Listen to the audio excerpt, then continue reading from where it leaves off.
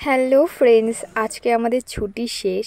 তো দেখতেই পাচ্ছ আমি একদম ঘেমে স্নান করে উঠেছি। অলরেডি আমার স্নান করা হয়ে গেছে, তাও গরমে রান্নাবান্না করছি যেহেতু আমাদের বেরোতে হবে বিকেলবেলা। কাঞ্চনকন্যা ট্রেন ধরবো আমরা।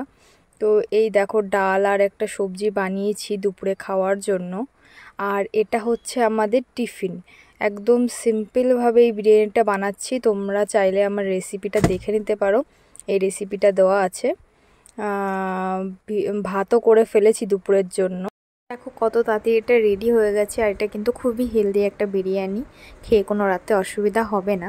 তো গরম পড়েছে জানোই, খুব গরম। তো আমি ব্যাগ ট্যাগ গুছিয়ে একটু শুয়ে আছি, ফ্যানে হাওয়া খাচ্ছিলাম, রেস্ট নিচ্ছিলাম। তারপর আমরা বেরোবো রেডি হয়ে। দেখো এটা আমাদের পায়রাঙ্গা স্টেশন। খুব কষ্ট লাগে যাওয়ার সময়, খুব মিস করি। তো এই যে ট্রেনের জন্য অপেক্ষা করছি আমরা। তো ফাইনালি আমরা রানাঘাট লোকালে বসে পড়েছি, কারণ রানাঘাট লোকালটা ধরলে আমাদের বেশ একটু শিয়ালদা অবধি যেতে বসে বসে যাওয়া যায়, নয়তো এত ব্যাগপত্র নিয়ে যাওয়াটা মানে দেখতেই পাচ্ছ ভিড়ের মধ্যে খুবই কষ্ট হয়, তার মধ্যে গরম বাচ্চা নিয়ে। তো শিয়ালদা পৌঁছাতে আমাদের 7:30 বেজে যায়। অলরেডি আমি ট্রেনে বসে পড়েছি, আমি কাঞ্চনকন্যা এক্সপ্রেসে। এক কাপ কফি খেতে ইচ্ছা করছিল, তো এক কাপ কফি নিয়ে নিলাম। আর এটা হচ্ছে দক্ষিণেশ্বর স্টেশন। কেন দেখাচ্ছি তারপরে। ওই যে দেখো মায়ের মন্দির। আমি প্রত্যেকবার যাওয়ার সময় বা যখনই বাড়ি ফিরি, আমি যাওয়ার সময় মাকে প্রণাম করেই যাই, আর আসার সময় মাকে প্রণাম করেই বাড়িতে আসি, কারণ মা আমাদের সকল বিপদ থেকে রক্ষা করে। তো এই কিউট বাচ্চাটা আমাদের সামনের সিটে ছিল।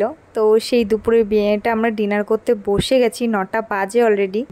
তারপর আমার ছেলেকেও আমি খাইয়ে দিচ্ছিলাম, আর ও বারবার ওই বাচ্চাটার দিকে তাকাচ্ছিল। ওর খুবই পছন্দ হয়েছে, আর ওদেরও ওকে খুবই পছন্দ হয়েছিল। সারা রাত এরা দুজনের সাথে খেলা করতে করতে এসছে। তো এই দেখো সকালবেলা আমরা উত্তরবঙ্গে প্রায় পৌঁছে গেছি, শিলিগুড়ির কাছাকাছি। তো এখন বৃষ্টি হচ্ছে, বাইরের ওয়েদারটা বোঝাই যাচ্ছে। আমার খুবই ভালো লাগছিল, মুডটা খুবই ফ্রেশ লাগছিল। বাইরে থেকে আসার জন্য মন তো খারাপ লাগে, বাট বৃষ্টি দেখে কেন জানি না আমার মনটা সবসময়ই ভালো হয়ে যায়। তো শিলিগুড়ি আসছে, ওরা নামার জন্য রেডি। তো ওদের বাই করে দেখো আমরা পৌঁছে গেছি সেবকে। আর স্টেশনটা কত সুন্দর। যারা যারা সেবক রোড দিয়ে এসো তারাও জানো যে সেবক রোডটা কত সুন্দর জার্নির জন্য। আমরাও অপেক্ষা করছি আমাদের স্টেশন আসার জন্য, কিন্তু এখন অনেক দেরি, ট্রেন অনেক লেট। শিলিগুড়ি থেকে প্রায় 4 ঘন্টা লাগবে আমাদের যেতে। তো আর এক কাপ কফি নিয়ে আমি বাইরের দৃশ্য উপভোগ করতে করতে যাচ্ছিলাম। বাইরে এত সুন্দর একটা পরিবেশ, যে কারো মন ভালো হয়ে যাবে। আমি যতবার আসি বাড়ির থেকে মন ভালো হয়ে যায় এই দেখতে দেখতেই। তো এই যে জায়গাটা দেখছো, এখানে যখন আমরা অক্টোবরে পুজোর সময় আসছিলাম, তোমরা সবাই জানো তিস্তাতে একটা ক্লাউড ব্রাস্ট হয়।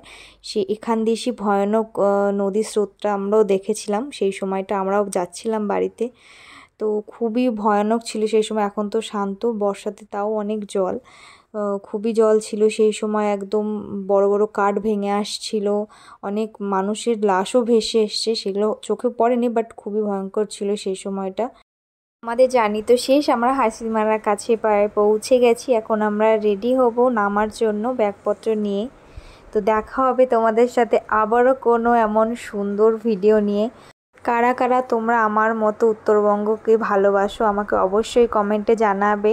আর তোমাদের আরও যদি কোনো বিষয়ে জানার থাকে, ভিডিও দেখার থাকে, আমায় অবশ্যই কমেন্টে জানাবে। বাই।